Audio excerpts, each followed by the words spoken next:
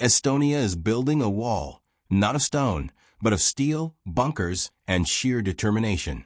Alongside Latvia and Lithuania, Estonia is leading a massive defensive project known as the Baltic Defense Line, a coordinated effort to turn their borders with Russia and Belarus into a fortress. This isn't just about national pride, it's survival. The plan involves constructing 600 concrete bunkers, supply points, anti-tank ditches, and layered defenses stretching across NATO's most vulnerable frontier. The message is clear. If Russia tries to advance westward, the Baltic states won't make it easy or cheap. But why Estonia? Why is this small nation taking the lead in what might become Europe's most important military project? To understand that, we need to rewind history. For decades, Estonia, Latvia, and Lithuania existed under Soviet rule. Yet, unlike other Soviet territories, the Baltic states never lost their unique identities, languages, or cultures. When the Soviet Union collapsed, the Baltics were the first to bolt toward independence, and, soon after, the West. By 2004, they were firmly anchored in NATO and the European Union, seeing these alliances as shields against future Russian aggression. Initially, Vladimir Putin didn't seem overly concerned. In the early 2000s, Russia was still reeling from economic collapse, and Putin appeared focused on domestic consolidation. His rhetoric about NATO expansion was muted, even suggesting Russia might one day join the alliance. But that was a facade. By 2003, after democratic movements in Georgia and NATO's intervention in Yugoslavia, Putin's attitude hardened. He began seeing NATO not as a defensive alliance, but as a threat to autocratic regimes like his own. The success of the Baltic states, thriving without Russian control, became a painful reminder of what Russia's own people might aspire to. For a decade, NATO's commitment to the Baltics seemed enough of a deterrent. But the annexation of Crimea in 2014 shattered that illusion. It exposed NATO's critical vulnerability, geography. War games conducted shortly after revealed a sobering reality.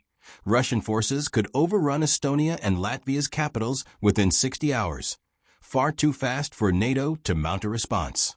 The infamous Suwalki Gap, a narrow corridor linking the Baltics to mainland Europe, became NATO's Achilles heel. If Russia seized it, the Baltics could be cut off and isolated before help arrived. The war in Ukraine forced a strategic reckoning.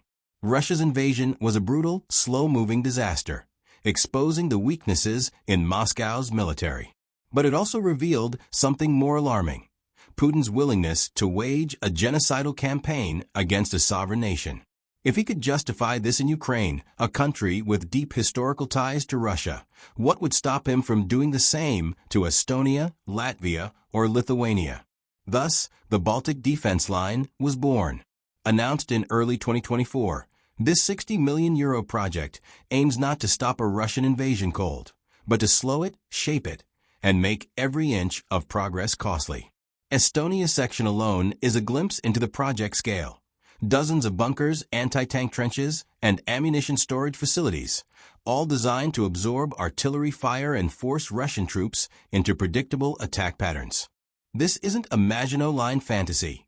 It's a modern defense strategy born from lessons in Ukraine. Slow the advance, extend enemy supply lines, expose their flanks, and buy NATO time to mobilize. The Baltics are also adapting in real time.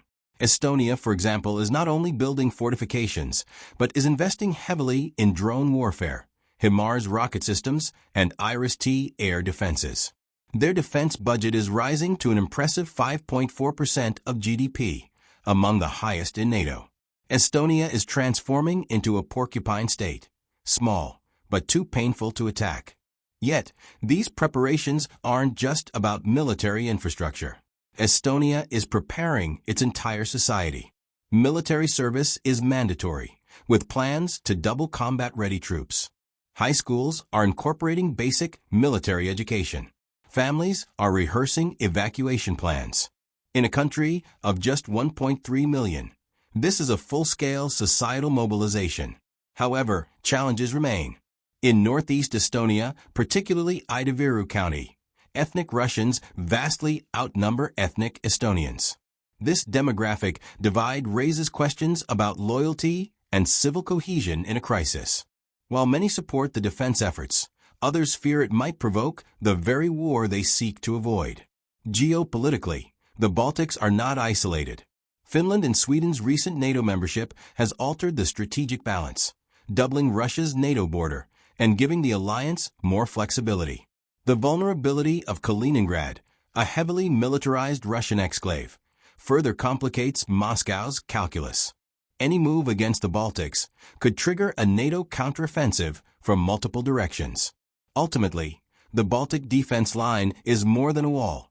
It's a strategy of deterrence through resilience, innovation, and alliances.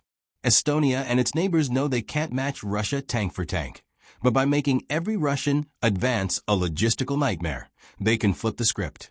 This approach, if successful, might reshape military thinking for decades, offering a blueprint for small nations facing larger, aggressive neighbors. The Baltics are preparing not for a theoretical war, but for a very real possibility. Whether this line holds or falls could determine the future of NATO and the balance of power in Europe.